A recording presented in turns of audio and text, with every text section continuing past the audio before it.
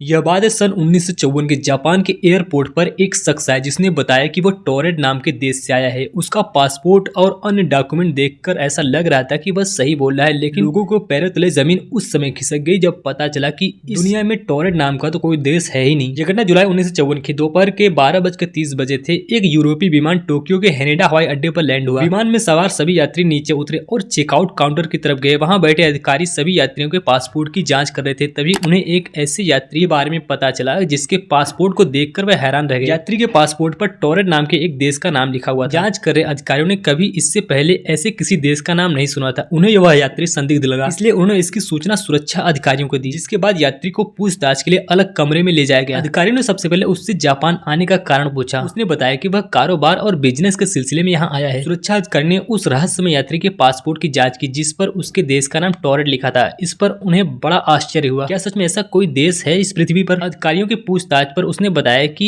इस पासपोर्ट पर ये कोई उसकी पहली यात्रा नहीं है, बल्कि वो इससे पहले यूरोप के कई देशों में जा चुका है। अधिकारियों को उसकी बातें सुनकर बड़ा आश्चर्य हुआ, क्योंकि उसके पासपोर्ट पर अन्य देशों के जो मुहर लगे थे वो बिल्कुल असली थे। फिर भी वो इस बात को मानने के लिए कतई तैयार नहीं थे कि जिस देश से वह यात्री आया है वो असल में धरती पर कहीं है। सुरक्षा अधिकारियों ने यह जानने के लिए कि टोरेट देश आखिर धरती पर कहाँ है, उस यात्री को दुनिया का मैप दिखाया और पूछा उसका देश कहाँ है। इस पर यात्री ने अंडोरा नाम के देश पर उंगली रखते हुए कहा कि यह उसका देश है। हालांकि अंडोरा फ्रांस और यूरोप के बीच बसा एक देश है, लेकिन उसे समझ नहीं आ रहा था कि यहाँ टोरेट की जगह अंडोरा क्यों लिखा है। यह सुनकर अधिकारी और भी ज्यादा आश्चर्यचकित हो गए। आखिर यह शख्स खुद को एक काल्पनिक देश का निवासी क्यों बता रहा है, क्योंकि दुनिया के मैप में टोरेट नाम का तो कोई देश है ही नहीं। जहाँ पर वह यात्री बता रहा है वहाँ तो कोई और ही देश है, लेकिन उसके पासपोर्ट, वीजा और अन्य दस्तावेजों को देखकर लग रहा था कि वह सच बोल रहा है। अब वह यात्री सच बोल रहा था या झूठ, ये जानने का एक ही उपाय था कि वो कारोबार के सिलसिले में किससे मिलने आया था। अधिकारियों के पूछने पर उसने एक कंपनी का नाम बताया जहाँ उसे जाना था। साथ में उस होटल के बारे में भी बताया कि जहाँ उसे ठहरना था। उसके बाद अधिकारी ने उस होटल और कंपनी से संपर्क किया, लेकिन उन्होंने ऐसे किसी भी यात्री को पहचानने से इनकार कर दिया। जांच अधिकारियों को लगा कि यह शायद कोई शातिर अपराधी है जो अपनी पहचान छिपा रहा है और यहाँ किसी घटना को अंजाम देने आया है। उसके बाद उन्होंने उसका सारा सामान जब्त कर लिया और पुलिस की कड़ी निगरानी में उसे एक होटल के कमरे में बंद कर दिया और गेट के बाहर पुलिस का पहरा लगा दिया। अगले दिन जब दरवाजा खोला गया, फिर वहाँ जो दिखा भाई उसे देख अधिकारियों के तो होश उड़ गए, क्योंकि कमरे में तो कोई शख्स था ही नहीं। शख्स कहाँ गायब हो गया, जबकि बाहर पुलिस का पहरा था और कमरे की सारी खिड़कियां तो पहले ही सील कर दिया गया था। पुलिस को यह जानकर और भी ज्यादा आश्चर्य हुआ कि एयरपोर्ट पर उसका जो पासपोर्ट और वीजा अन्य कागजात जब्त किए गए थे वो भी गायब थे। अब किसी को यह नहीं समझ में आ रहा था कि आखिर ये हुआ कैसे, आखिर वो शख्स गया कहाँ। इस घटना को लेकर कई सारी बातें की गई। कोई कहता है कि वह रहस्यमय शख्स किसी दूसरी दुनिया से आया था, तो कोई कहता है कि वो इंसान टाइम ट्रेवल करके गलती से यहाँ आ गया था और जब इसे लगा कि उसका राज खुलने वाला है तो वो गायब हो गया। इस रहस्यमय घटना पर कई किताबें भी लिखी जा चुकी है, जिसमें सबसे मशहूर एक डायरेक्टरी ऑफ पॉसिबिलिटी है। वैसे आपका इस पर क्या विचार है? अगर आपको वीडियो पसंद आई हो तो चैनल को सब्सक्राइब करके वीडियो को लाइक करके जाना।